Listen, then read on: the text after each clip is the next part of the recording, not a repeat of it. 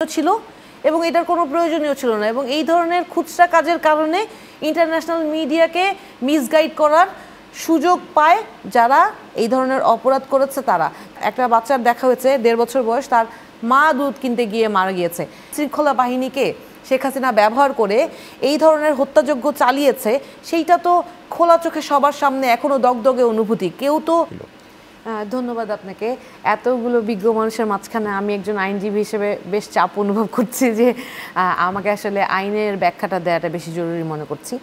দেখেন, শেখ হাসিনার যে আন্তর্জাতিক অপরাধ ট্রাইব্যুনালে তার বিচার হয়েছে, সেই আন্তর্জাতিক অপরাধ ট্রাইব্যুনালটা কিন্তু তারই বাবা জনাব শেখ মুজিবুর রহমানের গড়া এবং উনি সেইটাকে আবার পুনরায় 2008 সালে ক্ষমতায় আসার পর 2010 সালে এইটা আবার উনি নতুন করে সিভিলিয়ান যারা ওনার অপোজিশনস তাদেরকে ট্রায়ালে আনার জন্য উনি এইটা আবার নতুন করে চালু করেন। আমার কালকে একটা ভিডিও খুব ভাইরাল হলো, দেখলাম যে সালাউদ্দিন কাদের চৌধুরী সাহেব বলছেন যে আমি চাই এই ট্রাইব্যুনালটা থাকুক এবং সরকার পরিবর্তন হইলেও এই ট্রাইব্যুনালটা থাকুক। ধরেন আমরা যারা আইনজীবী তারা আগে যেই প্রক্রিয়ায় মামলার বিচার হয়েছিল, যুদ্ধাপরাধের পক্ষে আমরা কেউই না, আমরা সবাই 71-এ বিশ্বাস করি, বাংলাদেশকে ধারণ করি। কিন্তু আইনি যে প্রক্রিয়া, সেই প্রক্রিয়াটা আগেও খুব যে যথাযথ আইনি প্রক্রিয়া মেনে বিচার কার্য সম্পন্ন করা হয়েছিল, ব্যাপারটা ঠিক এমন না। ভাই একটা কথা বলছিলেন যে এই যে এই ধরেন আওয়ামী লীগের যারা আছে তাদের নানান জায়গায় সহিংসতার শিকার হতে হয়েছে। ইতিহাস না ফিরে ফিরে আসে, দুঃখজনক।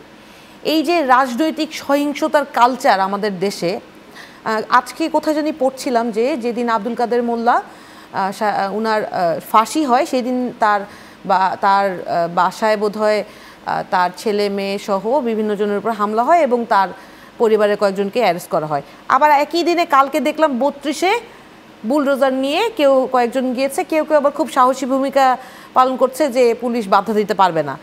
এই পুরো জিনিসটাকেই আমার মনে হচ্ছে মানে যে এত বড় একটা দিনে যেইখানে বাংলাদেশের যেই মায়েরা সন্তান হারিয়েছে সেই মায়েরা অপেক্ষা করছে, যেই বাবারা সন্তান হারিয়েছে, যেই স্ত্রী জীবনের মতো কোনো দিন আর তার স্বামীর চেহারা দেখতে পারবে না, যেই সন্তানের দুধ কিনতে গিয়ে বাবা মারা গিয়েছে। আমাদের সাথে একটা বাচ্চার দেখা হয়েছে 1.5 বছর বয়স, তার মা দুধ কিনতে গিয়ে মারা গিয়েছে। সেই মানুষগুলোর যেই আকাঙ্ক্ষা, সেই আকাঙ্ক্ষার প্রতিফলনের দিন ছিল গতকাল, কিন্তু সেই জায়গায় আমরা ওই দিকে ফোকাসটা নষ্ট হলো এই ধরনের খুচরা স্টানবাজির কারণে।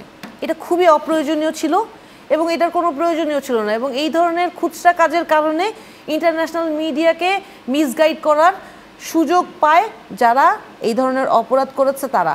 কালকে আমি আসাদুজ্জামান খান কামালের একটা ইন্টারভিউ দেখছিলাম, ওখানে উনি বলছিলেন যে যাত্রাবাড়িতে নাকি পুলিশকে পিটিয়ে উল্টো করে ওখানে ঝুলিয়ে রেখেছে, এই জন্য নাকি লেথাল উইপন ইউজ করা হয়েছে, which is absolutely untrue. Lethal weapon use করার কারণেই তো মানুষের ক্ষোভের বহিঃপ্রকাশের জায়গায় পুলিশের উপর এই হামলাগুলো হয়েছে।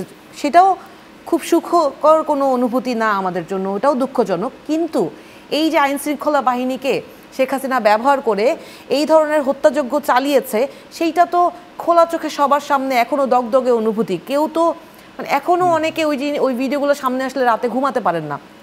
এখন দেখেন শেখ হাসিনার বিরুদ্ধে যেই মামলাগুলো পরিচালনা করা হয়েছে, স্নিগ্ধা আপা বলছিলেন যে এই আইনে কিছু পরিবর্তন আনা হয়েছে। পরিবর্তন বলতে এখানে ধরেন গুমের অপরাধের বিচার করা যাবে সেইটা অন্তর্ভুক্ত করা হয়েছে। তারপর হচ্ছে আপনি বিদেশি আইনজীবী নিয়োগ করতে পারবেন, এই ধরনের একটা প্রভিশন কিন্তু অ্যাড করা হয়েছে। ধরেন যিনি বাংলাদেশে নেই, সে তো বাংলাদেশে আইনজীবী নিয়োগ করার জন্য সে বাংলাদেশে এসে ওকালতনামা সাইন করতে পারবে না। তাহলে রাষ্ট্র যাকে আইনজীবী নিয়োগ দিচ্ছে সে রাষ্ট্রের বেতনভুক্ত।